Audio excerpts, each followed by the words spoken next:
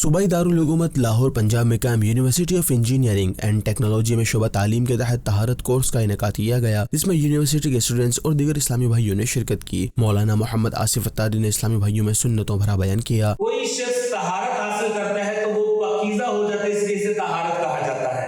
ہمارے دین میں طہارت کا مخصوص مفہوم ہے، لیکن عام طور پہ طہارت کا لفظ آتا ہے تو ذہن میں عمومی طور پہ کیا خیال آتا ہے کہ غسل کر لیا، وضو کر لیا یا استنجا کر لیا، اس کو طہارت کہتے ہیں۔ یہ تو صرف ظاہری طہارت ہے۔ ہمارا دین صرف جسم کو پاک رکھنے کا درس نہیں دیتا، اس کے ساتھ ساتھ جہاں بدن کے مینرز ہمارا قرآن اور احادیث بیان کرتی ہیں، وہاں ہمارا دین دل کی پاکیزگی پہ بڑا درس دیتا ہے۔